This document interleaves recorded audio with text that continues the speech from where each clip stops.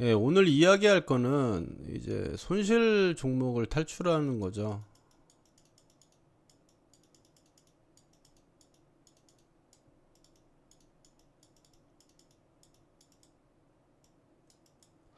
다 말하지 못할 이렇게 아픔이나 이게 종기 같은 거, 뭐 때로는 몇 분에게는 또 암덩어리 같은 애들이 있잖아요.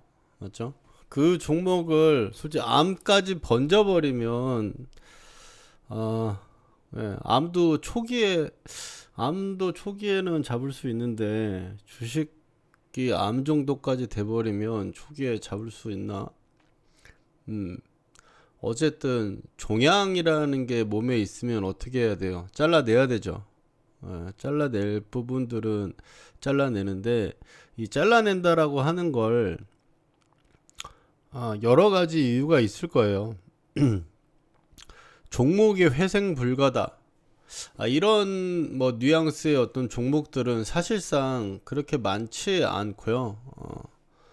어, 많지 않고 대부분 내가 처한 상황 때문에 관리라는 걸 해야 돼요. 내가 처한 상황. 이 상황 중에 가장 중요한 건 뭐겠어요? 돈이죠. 내가 투자금이 무한정 있는 게 아니니까. 무한정 있는 게 아니니까. 이걸 관리라는 걸 하지 않으면 나중에 이제 최종적으로 최악이 최악의 상황이 뭐예요? 더 살 돈도 없어. 더 살 돈도 없고 그리고 지금 현재 내가 가지고 있는 주가도 더 빠지고 있어. 이러면 최악이잖아. 맞죠? 이러면 더 살 돈도 없고 주가는 근데 계속 빠져. 이걸 발만 동동 구르고 있을 수밖에 없잖아요. 이제 가장 그러니까 개인이 이제 주식을 하다가 내가 내 자신 스스로가 주식을 하다가 가장 무기력할 때가 시장에 기대 가지고 두 손 모아 빌고 있을 때 그때가 정말 사람이 좀 무기력하고 그런 상황이 되고 이후부터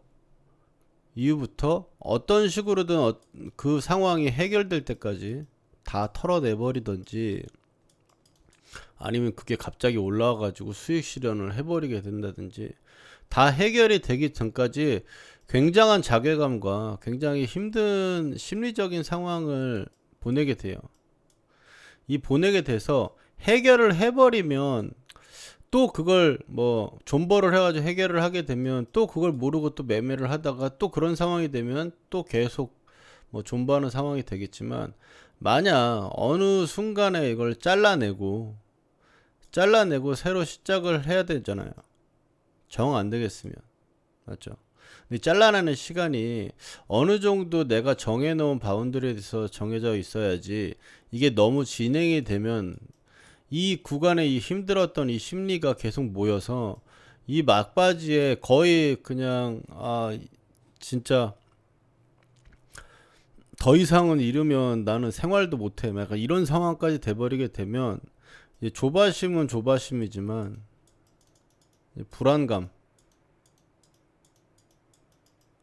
그리고 무리수를 많이 두게 되죠. 빨리 회복하려고. 이건 조바심에서 나오는 행동이고 이 불안감이 빨리 회복하고 뭐하고 해야 되는데 이런 상황에 처해 있는 내 자신이 막 너무 싫어하고 하는 이 불안감이 또 조바심을 만드는 거고 무리수를 두면 또 새로운 종목 사자마자 또 다시 불안감이 들게 됩니다. 그래서 내가 이제 그런 상황에 처하지 않도록 항상 좀 조심을 하려고 하는 게 있어야 되고 만약에 나도 알고 있지만 그런 상황에 처하게 되는 상황이 오면 될 수 있으면 빨리 처리를 하거나 빨리 포기를 하는 내 잘못을 인정하는 게 필요하다고 그랬죠. 그런 부분이 좀 필요하다. 매매를 하거나 내가 이제 보유를 해서 가져가는 게 어느 적정선이라는 게 다들 다르죠. 물론 가치 투자에 장기 투자한다고 하면은 빠질 때마다 계속 사 모으는 거죠, 사실. 근데 우리가 매매라는 걸 하다 보니까, 그리고 또 한정된 돈으로 매매를 하다 보니까 항상 뭐 하나가 꼬이는 그 한 땀에 꼬인 실 때문에 전체를 망가뜨리는 형태가 되는 경우가 종종 있어요. 그러니까 너무 만만하게 뭐 한 돈 100만 원 사가지고 수익 나면 고기 사 먹고, 아니면 기분도 좋고, 운동하는 것 같으니까, 노는 것 같으니까 기분도 좋고 그러는데, 그게 좀 빠지면, 처음에 뭐 100만 원밖에 안 사는데 이렇게 떠가지고 많이 빠져요. 그럼 뭐 추가해서 나오지 뭐 해가지고 또 추가 한번 합니다. 그 다음에 또 좀 더 빠지면 또 추가 한번 해요. 그런 식으로 몇 번 추가하게 되면 이제 이게 만만한 돈이 아닌데 손실이 큰 상황이 되면, 그것 또한 사람을, 그러니까 악순환이라고 하죠. 그런 악순환이라는 걸 한 번 만들면 그게 계속 꼬리에 꼬리를 무는데, 그걸 나중에 내가 멈출 수가 없게 돼요. 그래서 순환이라는 걸 항상 선순환으로 하기 위해서는 욕심을 줄인다라는 게 다른 게 없어요. 그러니까 내가 적절한 비중을 사고 매매를 하는 거고, 그러니까 최대한의 어떤 최대 비중을 하나 정해놓고 내가 매매를 하라 그랬잖아요. 한 종목을 매매를 할 때 그런 부분이 꼭 지켜져야 되겠다. 그리고 현재 내가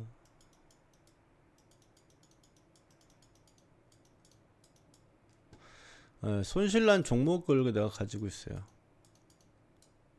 그럼 이거 어떻게 해결해야겠어요? 해결 방법은 여러분들이 한번 생각나는 대로 한번 채팅을 쳐보세요. 내가 지금 손실난 종목이 있어요. 이걸 해결하는 방법이 몇 개가 있을까요? 어떤 방법이 있습니까, 여러분들?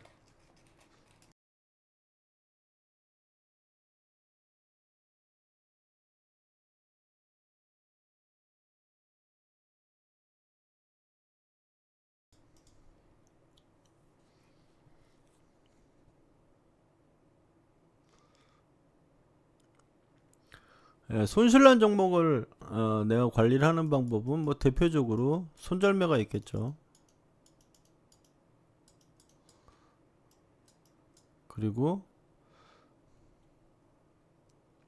다른 거를 수익 내서 그만큼 손절이라는 건 그거는 제가 생각했을 때는 안 맞는 이야기 같아요.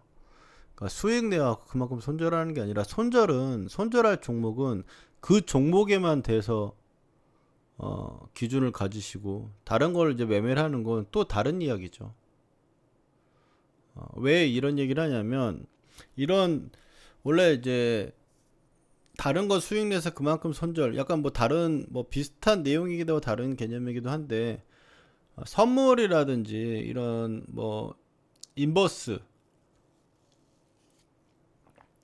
주식에서도 똑같아요. 내가 만약 네 종목을 매매를 했어요. 네 종목을 매매를 해가지고, 근데 세 종목이 마이너스 나고 한 종목이 플러스가 됐어. 그러면 결국에 결과물이 어떻게 되겠어요? 한 종목이 많이 수익 났어.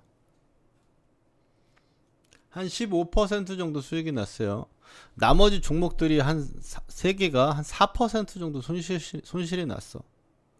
그러면 어떻게 해요? 다 팔아야 돼요. 맞죠? 다 팔아야 되지 않아요? 그래야 본전이잖아요. 어떻게 보면 총 계좌 금액에 따른 관리라고 본다면 뭐 그런 부분도 가능하겠지만, 대부분 사람이 어떻게 되냐면, 내가 매매를 할 땐 10만 원씩 잃는다고 칩시다. 선물 매매를 하던 뭐 인버스라든지 뭐 레버리지를 매수를 해가지고 지수를 매매를 해가지고 한 두 번 했는데 두 번 손실이 났어요. 세 번을 했는데 또 세 번 다 손실이 났어. 세 번 손실을 해가지고 손절을 한 번에 20만 원씩 30만 원씩 손절을 해가지고 돈 한 100만 원 정도가 손실 났다고 칩시다. 그럼 그 다음에 네 번째 매매를 했을 때 수익이 나요. 그럼 그 수익이 날 때 사람이 어떻게 변하냐면,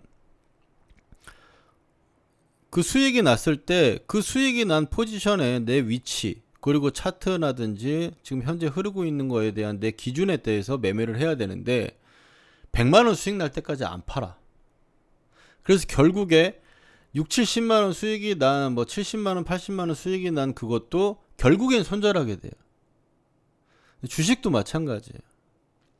내가 두 종목 매매를 정상적으로 해가지고 매매를 했으면 사실 운이 좋게 한 종목으로 두 종목 먹을 만큼 먹었거나 보통 뭐 그렇게는 하죠.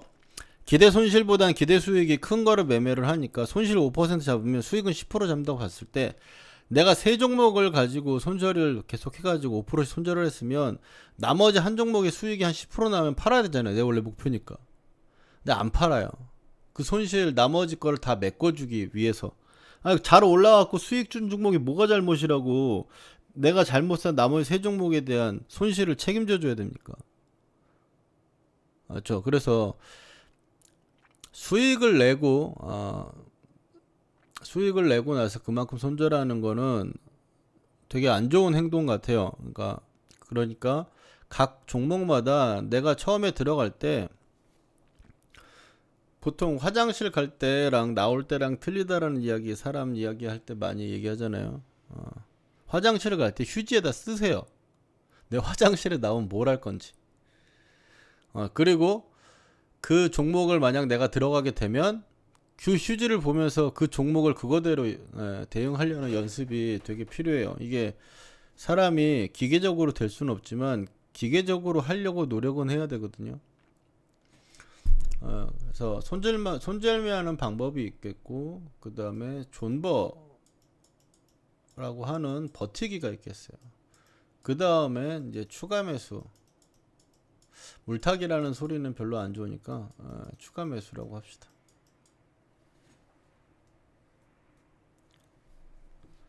이거 본전에 나온다라는 이야기가 있는데 본전에 나온다라는 이 이야기는 저는 그래요. 마이너스가 내가 기대하는 손실 정도 좀 이 종목이 괜찮다라고 생각을 하고 들어갔는데 뭐 이 정도 흐름은 원래 예견됐었고 예상하는 범위 내에 있는 손실이라면 상관없어요. 그러면 왜 분할 매수를 하는 중일 거니까. 근데 내가 예상하는 것보다 더 빠졌을 때 이제 한 번 더 그러니까 단가 낮춰가지고 빠져나오려고 물 타는 거를 한 번 정도는 한두 번 정도는 할 수 있는데 이제 물타기를 했을 경우에는 본전이 왔을 때는 무조건 일반적으로 털고 보는 게 좋아요. 털고 보는 게 좋아요. 왜 털고 보는 게 좋냐면 제가 이 기초 강의 들으신 분은 여기 있을지 모르겠는데 저번 주인가 한 거 같은데 하락하는 주가가 돌리는 파동의 어떤 패턴은 몇 가지를 크게 나누면 정해져 있어요. 뭐가 있다 그랬죠? 외바닥으로 올라오는 V자 반등이라는 게 있어요. 그리고 쌍바닥으로 올라오는 게 있고 뭐 이게 뭐 짝꿍둥이 쌍바닥이라고 약간 오른쪽이 들린 쌍바닥도 마찬가지라고 보고요. 그 다음에 이제 뭐 삼중바닥, 뭐 다중바닥이 있지만 뭐 대표적으로는 이제 역회된 숄더. 그 다음에 책에서 많이 나오는 기본적인 바닥 패턴이죠. 이제 원형 바닥형이라고 해요. 저거 장기 바닥형 패턴. 이런 부분이 나오는데 장기 바닥형 패턴 같은 경우는 빠지는 것도 굉장히 긴 시간 동안 장기로 빠진 애들이 그렇기 때문에 보통은 이런 종목을 매매하는 경우는 거의 없어요. 요즘 같은 시기에는 거의 뭐 보기도 힘들 뿐더러 그냥 많이 밀렸을 때 바닥에서 한 번씩 튀는 정도이기 때문에. 근데 여기서 이렇게 나오면 내가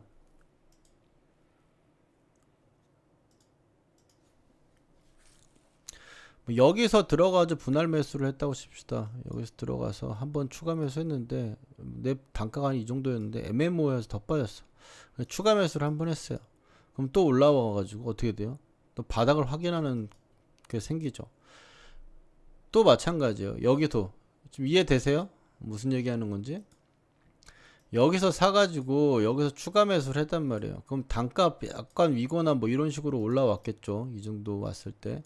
그럼 필연적으로 바닥을 만들기 위해서 얘는 저점을 깨버리는 이 최저점이 안 나왔으면 최저점이 나올 거고 최저점이 나온 상태에서 내가 들고 있는 과정이라면 올라왔다가 이 내가 추가 매수했던 그 저점이라든지 최근에 나온 저점 수준을 다시 테스트하는 과정을 겪게 돼요. 이렇게.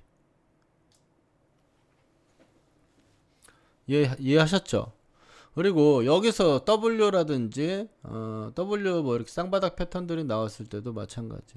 내가 여기서 돌릴 거라고 생각해가지고 돌릴 거라고 생각하고 여기서 매수를 했는데 어느 정도 빠져가지고 정작 매수, 그러니까 여기서 다시 추가해서 단가를 낮췄어요.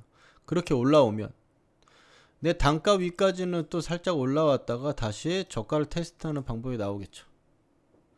그러니까 내가 기본적으로 매매를 했을 때 여기만 지키면 된다라고 생각을 하고 내가 매매를 하고 있는데 이게 시장 때문에든 어떤 순간적인 이슈든 간에 빠졌는데 내가 여기서는 반등이 나올 자리라고 생각하고 추가 매수를 하거나 했을 경우에 여기서 깨지면 어차피 추가분까지 손절을 해야겠죠. 여기는. 근데 여기서 반등이 나와가지고 매수가 위로 올라오면 여기서 어떻게 해야겠어요? 어떻게 해야겠어요, 여러분들? 팔아야겠죠. 팔고 차라리 밑에서 다시 잡든지 아니면 추가분이라도 팔아야 여기서 다시 추가를 하면 단가는 더 낮아질 수 있잖아요. 이해되세요, 여러분들? 이해되시면 1번 한번 쳐보세요.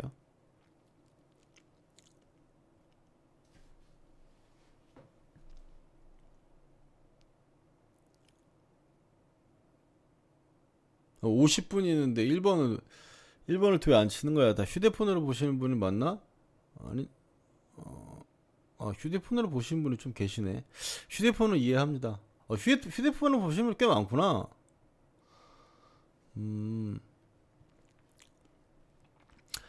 이렇게 돼요. 그 다음에 이제 마지막 하나 남은 건 이제 V자 반등이라고 하는 반등이 있는데 이 V자 반등이라고 하는 거는 시세가 이렇게 나오다가 쭉 급하게 빠져가지고 급하게 다시 회복하고 돌려주는 이런 흐름이에요.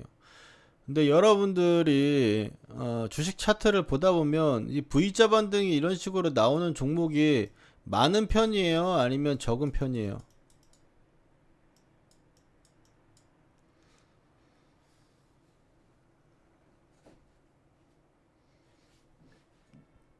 V자 반등이 나오는 게 적은 편입니까? 많은 편입니까? 상당히 적은 확률이죠. 확률적으로 봤을 때.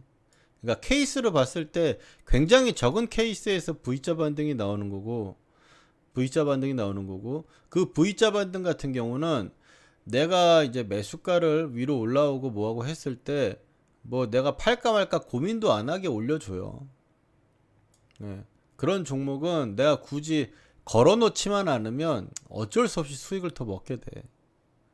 그런데 V자 반등은 상대적으로 굉장히 확률적으로 저가로 했어요. 이게 5% 정도 될라나 싶거든요. 5%가 100개 중에 5개 정도 뭐 이렇게 정도 될라나 그 정도 될 것 같고 대부분은 쌍바닥이 굉장히 좀 많은 편이고 그 다음에 헤드앤숄더가 제일 많은 편이에요. 근데 좀 전에 제가 설명을 드렸듯이 만약 내가 매수를 해갖고 밑으로 빠져가지고 추가 매수를 한다면 매수가 위에 올라왔다가 다시 매수가 위로 내려갈 확률이 많다 적다 절대적으로 굉장히 많은 수치상으로 많은 확률을 때릴 수 있어요. 그렇기 때문에 만약 내가 추가 매수를 해가지고 10% 추가 매수를 했는데도 마이너스 15% 10% 정도 이상의 손실이 나와 있는 구간이라면 매수가 위로 왔을 때는 적어도 저 같은 경우는 가장 리즈너블하게 3분의 1을 턴다고 얘기를 하는데요. 그건 뭐 털고 나면 또 그놈은 그냥 계속 가고 안 턴 놈은 다시 빠지고 이런 식으로 생각하고 대응하는 게 우리가 생각하는 뭐 통계학이고 우리가 생각해가지고 매매를 해가지고 원칙을 만들겠다라는 게 아니잖아요. 우리가 그런 거 생각하는 게 아니잖아요. 확률적으로 굉장히 많이 나오는 패턴들이 나왔을 때도 내가 최저점을 추가 매수를 해가지고 단가를 낮춰놓은 상태라 하더라도 반등이 나오면 최저점이 안 나왔다면 최저점 테스트를 다시 받아야 되고 최저점이 지금 내가 추가 매수를 했거나 내가 매수를 했던 자리가 최저점이라면 예, 이런 자리가 다시 나올 수가 있기 때문에 뭐 3분의 2든 적어도 내가 아래서 추가 매수 한 양 이상은 추가 매수를 한 양 이상은 내가 추매를 해야 올라왔다 다시 빠졌을 때 이 구간을 보고 다시 또 추가 매수를 하면 단가는 더 낮아지죠. 여기서 수익 보고 반은 팔았고 반 남은 것 같다 단가 더 낮아지고 나면 그 다음번에 들고 가기가 훨씬 더 수월하겠죠. 그 다음번 파동이 만약 쌍바닥을 만들고 고가를 갱신하는 고점을 높이고 저점을 높이는 상승 추세가 도래한다면 나는 이 고가권에서는 조금이라도 여유 있는 수익을 가질 수 있기 때문에 이 위로 올라가서 흔들 때 버틸 힘이 더 생기는 거예요. 맞겠죠? 맞죠? 여러분들이 생각했을 때 그렇잖아요. 그래서 추가 매수를 해가지고 일정 수량 추가 매수를 해서 매수가 위로 왔을 때는 뭐 웬간해서는 뭐 저 밑에 다시 빠져가지고 이 정도 구간만 이탈하지 않으면 나는 계속 들고 가고 싶다라는 부분에서 내가 전략을 세운 게 아니라면 그런 부분 때문에 일단 매수가를 회복하거나 수익 구간을 주면은 일단은 어느 정도는 정리하고 다시 또 밑으로 빠졌을 때 매수하는. 그래서 뭐 방향성을 매매하는 선물 매매나 이런 부분도 여기서 상승이라고 생각하고 매수를 걸었는데 밑으로 빠져가지고 여기서 빠졌는데 반등이 다시 나올 것 같아서 여기서 또 매수를 했어요. 그럼 매수 위에 올라오면 사실 선물 같은 경우는 그냥 여기서 다 털고 다시 포지션 잡아 보는 게 더 낫다고 생각해요. 예. 낫다고 생각합니다. 그래서 일단은 뭐 추가 매수를 하거나 이런 식으로 했을 때 매수가 위로 올라오면 어느 정도 정리를 하고 다시 내가 이걸 살까 말까 고민을 해보면 그러면 훨씬 더 효과가 유효한 우리가 결과라는 걸 얻게 될 거라는 거죠.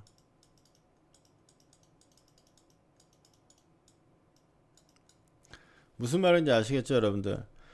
근데 또 여기서 이제 추가 매수를 안 했어. 저점에 찍고 올라왔는데 추가 매수를 안 해가지고 내 단가가 여기야. 근데 이쯤 올라왔으면 저한테도 종목들을 저도 뭐 추가 매수하고 나서 수익 나는 경우가 나오니까 지금 사도 될까요? 라는 말을 되게 많이 듣거든요.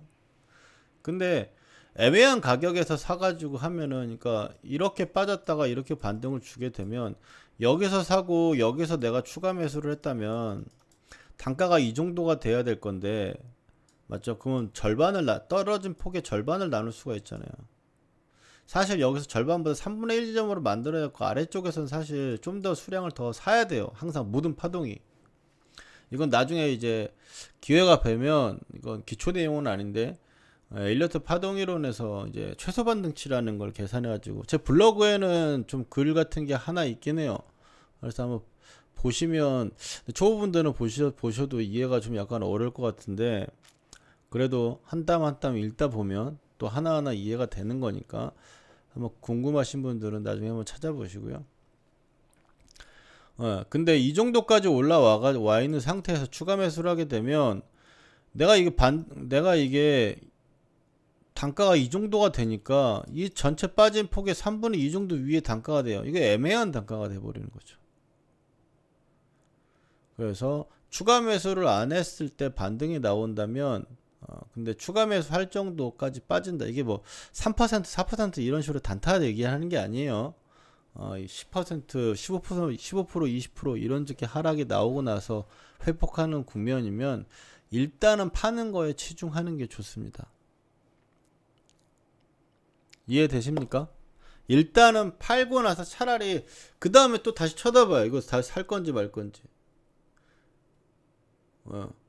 사람이라는 게 간사하다고 빠질 때는 내 본전만 알아 이거는데 본전에 한 두 호가 전까지만 마이너스 0.5%까지만 올라와도 어떻게도 변해요 사람이. 내가 어떻게 그 감정을 다 딛고 참았는데 여기서 내가 어떻게 팔아.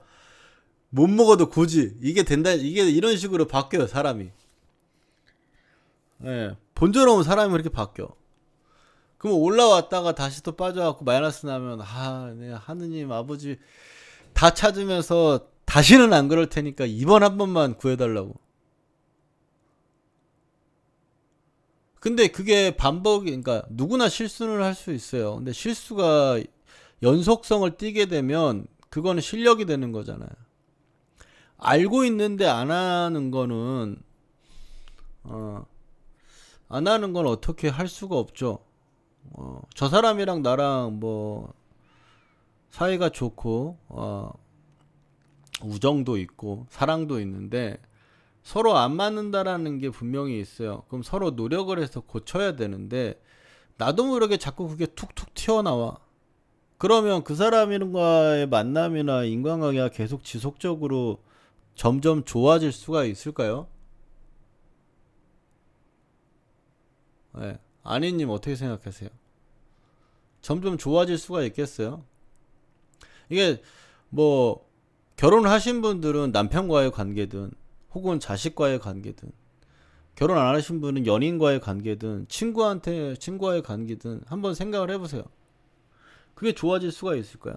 너무 긴 시간, 정말 오랜 긴 시간 돼갖고 네가 별짓을 해도 난 다 사랑하고 다 믿어 라고 얘기하면 이 종목이 여러분들한테 어떤 짓을 하든 하한가를 매기든 그냥 믿어야 되잖아요.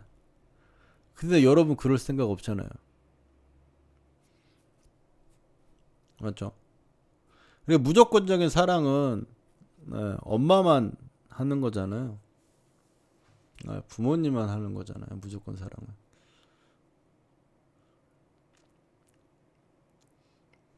네. 만약 아들놈이 회사 차려갖고 주식을 아버지한테 비상장에서 줬는데 그게 상장되거나 주가가 계속 떨어져. 근데 아들 건데 뭐하러 팔아? 안 팔아. 그럼 돼.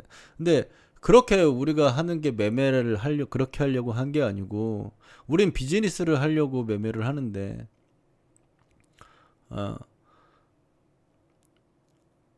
유효한 결과를 만들어낼 수 있는 기준이라는 게 있고, 그렇게 할 수 있는 걸 우리가 머릿속으로 인지하고 여러분도 지금 공감을 하신다면 앞으로 손실이 났을 때 내가 잘못한 걸 인정을 하려는 노력을 부단히 해야 되고요. 내가 기다렸던 세월, 내가 이 상황, 그동안 참았던 울분, 이런 거를 얘한테 표현할 필요가 없어요. 예, 얘한테 필요가 없어요. 쟤는 모르거든요.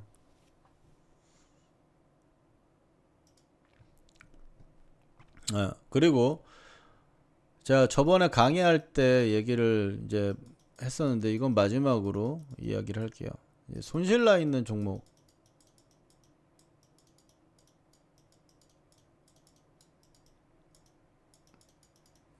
보유하기라는 부분에 있어서, 여러분들이 생각을 할 때 이제 여러분도 뭐 아드님이나 뭐 남편분 회사 주식 갖고 있어서 매매하는 거 아니잖아요. 그런 상황은 이제 뺄게요. 앞으로 예시를 들지 않고 빼고, 내가 이 손실 나 있는 종목을 보유하는데 여기서 이 정도까지 빠졌어요. 제가 뭐 얘기하는 기본적인 부분이 이제 뭐 박스권이라는 가격대 기준으로 나눠서 본다면,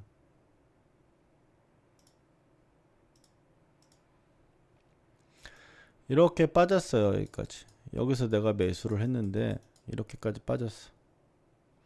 그 다음에 뭐 반전이 나오거나 뭐 하거나 뭐 이런 식으로 반전이 나와요.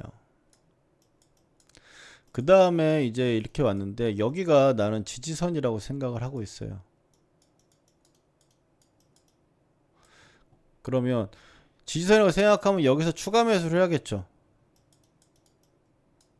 추가 매수를 하고 반전이 나오는데 이 반전이 내 매수가를 못 채우고 다시 떨어져 버렸어요.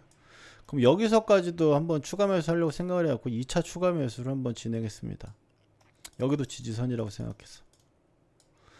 그럼 반등이 나왔는데 뭐 이 정도까지 반등 나와가지고, 여기서 다시 빠지는 조정 국면이 이제 바닥을 확인하거나 꼭지를 확인하는 패턴 중에 쌍고 패턴이라는 얘기 들어보신 분 1번 한번 쳐봅시다. 초보분들이라고 생각하고 말씀을 드리는 거니까요.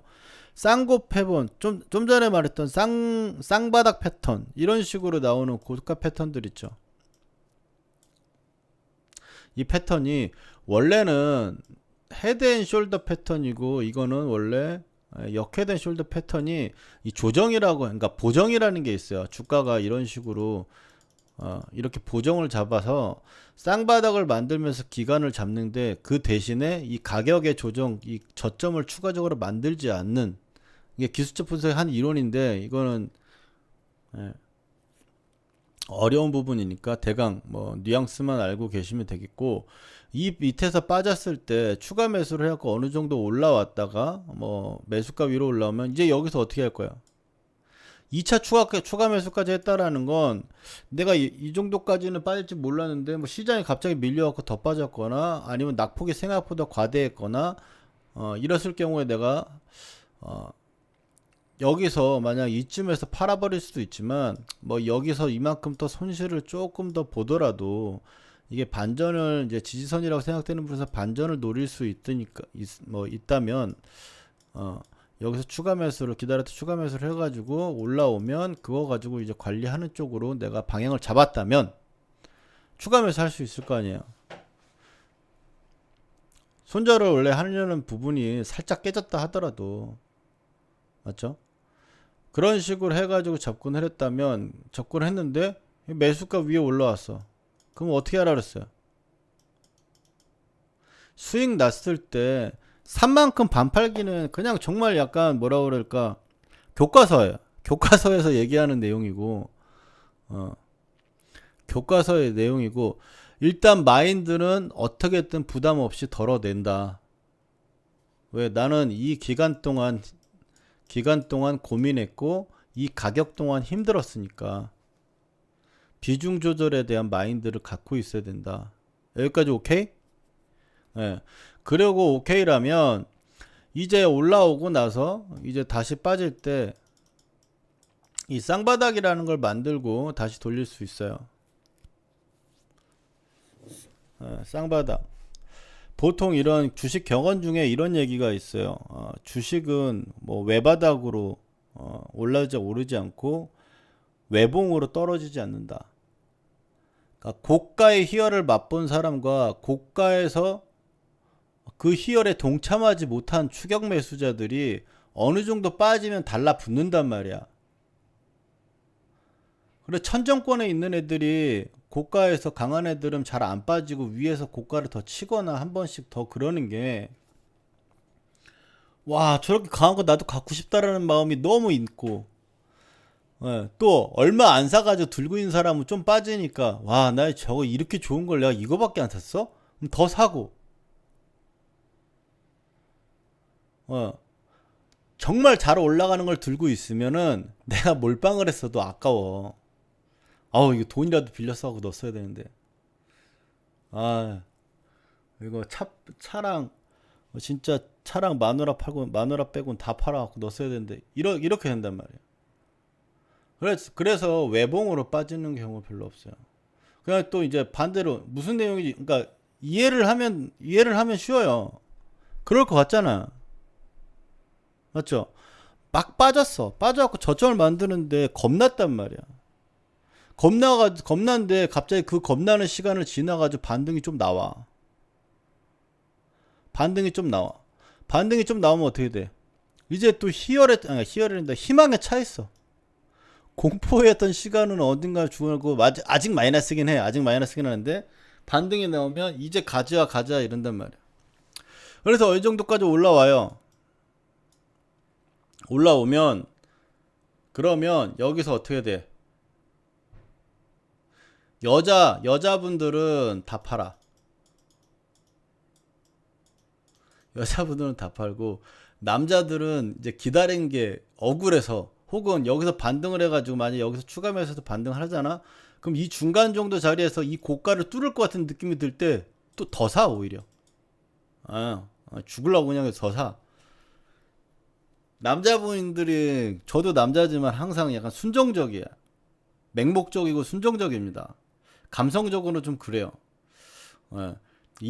남자가 이성적일 수 있는 건, 그 상대라든지 어떤 뭐 물건이든 상대든 그게 이성적일 수 있게 만들었기 때문에, 미치지 않았기 때문에 그런 거고, 남자들 미치면 순정적이니까. 순정적이 아니라 순정적이니까. 사요. 그러면 이렇게 빠지면 처음에 민균이 이렇게 움직이고 이럴 때는 괜찮아. 근데 이게 여기서 더 빠지게 되면 더 빠져가지고 이상하다는 느낌이 들 때는 어떻게 돼요? 이 하락에 대한 공포가 다시 되살아나기 때문에 사람들이 다 던지죠. 그래서 바닥도 대부분 외바닥, 그러니까 V자 반등으로 나오는 경우가 많이 없습니다. 대부분 쌍바닥을 만들거나 바닥을 재테스트 하거나 고점도 재테스트 하는 경우가 많아요. 그래서 이걸 리테스트라고 얘기합니다. 네, 저점을 다시 테스트한다고 리테스트라고 얘기하는데, 네, 어디서 이런 단어 쓰면은 좀 약간 주식 아는 것 같고 이렇잖아요. 맞죠? 네, 리테스트를 하고 나서 이제 올라오는 상황으로 변하는데, 이제 이런 과정을 겪다라는 건 우리가 알았으니까 이런 자리가 오면 이제 관리를 해야 된다는 마인드를 갖고 있죠. 우리는 오늘 배웠으니까. 그 다음번에는 여기서 이제 더 빠졌을 때 어떻게 할 거냐 이거예요. 더 빠졌을 때 또 추가하려고 기다릴 거야? 추가하려고 또 이만큼 더 빠질 거야?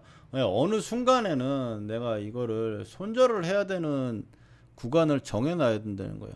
오늘 제가 뭐 종목 진단이라 이런 걸 하면 손절가가 한참 지난 것들이 굉장히 많겠지만 그런 부분들이 있다도 지나간 과거는 일단 두더라도 깨지게 되면 지금 현재 저점이라도 손절가가 지난 상태라면 현재 저점이 깨진 상태라면 더 낮추는 건 저점을 더 낮추는 건 하지 말자. 알겠죠? 여기서 제가 이런 설명을 그러니까 일관적으로 이어나오는 설명을 제가 왜 했냐면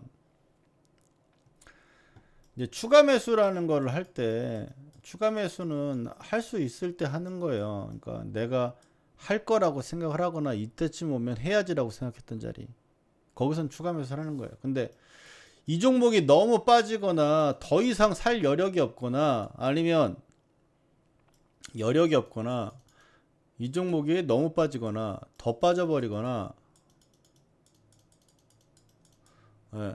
더 빠졌을 경우에는 나는 더 사진 못할 것 같아.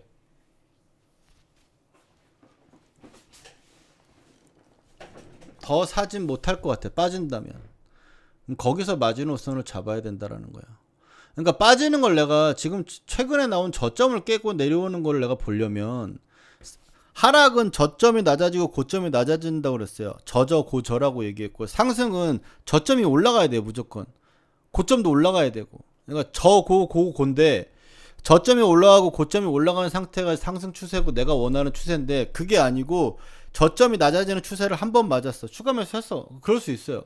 그 다음에 한 번 더 빠졌어. 그래 난 마지막으로 한번 추가 2번은 해보자 해가지고 추가 매수를 했는데 거기서 더 빠져. 그럼 거기서는 커트를 해야 된다는 거예요. 그러니까 마인드가 기본적으로 여기서 더 빠졌을 때 더 사거나 기쁜 마음까지는 아니더라도 더 살 생각 없으면 지금 현재 자리에서 저가 이탈하면 손절할 생각 해야 되잖아요. 맞죠? 맞습니까? 여러분도 지금 머릿속에 생각을 하고 있잖아요. 제 말을 듣고 있으면 그냥 단순하게 생각해서 지금 여기서 뭐 빠지면 어떻게 할 거냐 뭐 할 거냐 생각을 할 때 빠지면 내가 더 살까? 이걸 생각해 보세요. 내가 더 사고 싶을까? 더 살 수 있나? 더 살 건가?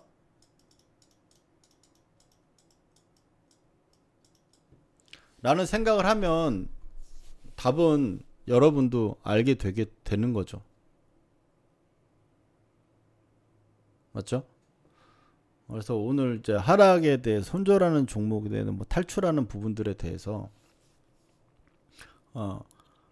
앞서 먼저 지금 물린 종목들이 있어가지고 오늘 방송에 들어오신 분도 있을 거고 그냥 뭐 제 방송이니까 들어오신 분도 계시겠지만 손실이 나 있는 종목을 들고 있다라는 관점에서 남들 모르게 혼자 앓고 있는 아픔을 이제 지금 제가 오늘 말씀드린 내용들을 한번 생각을 해보고 앞으로 다음번부터는 지금 제 말에 오늘 약간 뭐 찔리거나 하는 종목이 있을 수 있죠. 내가 갖고 있는 게 10종목인데 그 중에 한 2개쯤에 내가 말하는 게 걸려. 그럼 그거를 다음번에는 안 하려고 노력하는 거. 그게 뭐 가장 중요한 것 같습니다. 항상 언제나 그럴 수는 없어요. 사람이니까. 그렇지만 안 하려고 노력하다 보면 횟수가 한 번이라도 줄면 손실이 그만큼 한 번이라도 주는 거니까 항상 그런 식으로 생각을 해보도록 하고요. 그 다음에 잠시 쉬었다가요. 잠시 쉬었다가 종목 진단을 좀 들어가 보도록 하겠습니다.